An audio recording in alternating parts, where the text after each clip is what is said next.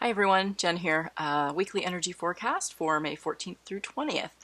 So last week's energy it really wanted us to kind of focus on how to balance connecting into some really light energy, releasing some things that are heavy and connecting into some lightness, but doing so in sort of a balanced, grounded kind of a way. And so the focus was sort of on the idea that if you can find something that you're passionate about, that can bring in lightness and excitement, sort of a higher vibration energy because you're passionate about it, you enjoy it. But if you can take action on that passion in some way, that brings a sort of sense of grounding to it as well. And that kind of balance is what we were focusing on. I don't know if you can hear the rooster. Clearly, that's an indication of what we're going to be talking about this week. They've been making noise the whole time I've been getting ready to do this video. So anyway, this week also has a sense of balance to it. There's been a lot of that, I feel like, this year. Kind of a, how do I find a balance for myself, which is different for everyone, and it's always a moving target. But that idea of how do I let things flow and still feel like I'm sort of centered and balanced, and that's been a strong theme over the last few months, and it's continuing this week. And it's kind of around the idea, I've got two that have to do with the idea of floating or flowing and motion and that kind of a thing. But the shifting energy card is floating to embodied, meaning I sometimes feel like I'm so floaty that I can't be in my physical system, and I can't be sort of here on the physical planet. So coming into a sense of embodiment that allows you to enjoy, your life, here on this physical planet and in your physical body, as opposed to being sort of too high vibration or even too up in like mental kinds of spaces. So that floating energy comes in saying, let's balance that out a little bit. Then I also got a card that's called motion. And when I looked at this first, I thought I can see the motion, in the artwork. I can sort of see it looks like it's sort of flowing almost over this woman, though. She doesn't look very excited about it. And it looks like, if you look at her hands, it looks like she's trying to clutch on to something so as not to move. And she doesn't, she seems more like, her face looks more like, I need to try to hold on to this as opposed to allowing myself to move. So when I looked at this card and I thought about the floating to embodied together, I'm thinking this seems like there's an energy of motion and movement and floating wants to happen, but needing to allow yourself to do that, but to do it in a way that feels like it has some sense of embodiment to it, some sense of grounding to it. Very similar to last week's energy that focused a little bit more on lightness, but this one's talking about we need to be able to flow and to move, but we also need to feel like we have a sense of stability within that movement. And so the clutching energy that I'm getting from this card doesn't allow for any kind of motion. That's a stagnant kind of a feeling.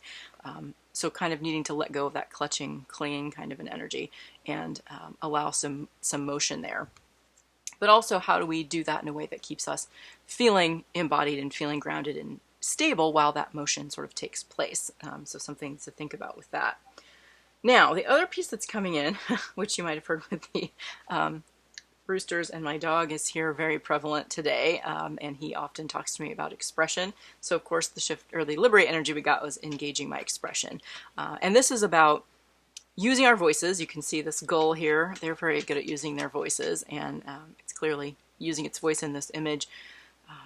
So using our voices, how do we communicate things that are important to us? How do we express ourselves? It doesn't necessarily have to be through using our voices. It can be through any kind of expression, because there's a component of this in the Liberate book that's really about creative activity and how do I express myself through creative activity. That kind of an energy to it. And then solar plexus chakra, which is all about, it has a lot to do with our sort of mental will, but how we engage with the world, how we move through the world, our sense of will, our sense of self-confidence, those kinds of energies are related to the solar plexus chakra. And I'm getting from all of this together, it's kind of feeling like there's a fear behind movement because you're not really sure how to do something. So there's this clinging, clutching feeling instead of just an allowing of the motion and of the flowing. That's keeping you, instead of giving a nice sense of stable grounding. It's keeping you sort of stuck somewhere. And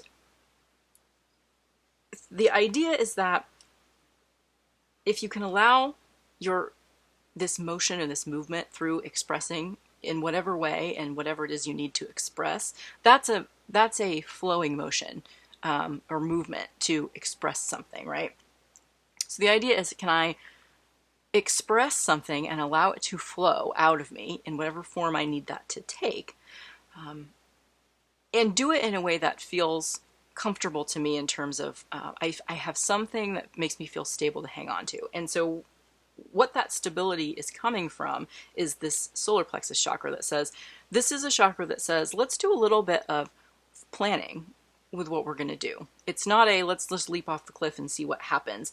Although you have to be careful not to get to overplan. This is often the chakra where a lot of stuff gets stopped because it gets caught up in that sort of mental rolling around and you never make any movement. But the idea is that if you want to allow emotion to happen and you want to allow movement and expression, take a little bit of time, think about how you want to do that, come up with some way that feels comfortable for you to sort of express yourself creatively or through your voice or whatever it is.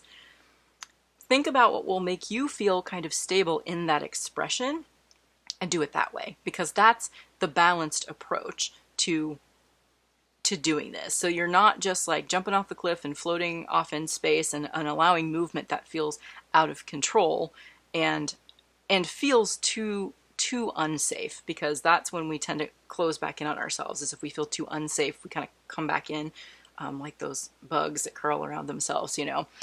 So you want to be able to allow this movement in a way that does have some sense of safety for you. And the way to do that is to just think about it a little bit about what can I do that will allow me to do this, but still feel a sense of stability and centeredness as I do so. So that's the energy again, another balanced week. So really, we should be paying a lot of attention to how we're balancing things in our lives in different areas, in different realms. But that sense of how do I make sure that the teeter-totter kind of does this gentle sort of motion as opposed to swinging like this. So kind of imagine that image as you're thinking about this energy this week. Okay, that is the energy forecast for May 14th through 20th, 2023. Thank you for listening, and I wish you a good journey. Bye.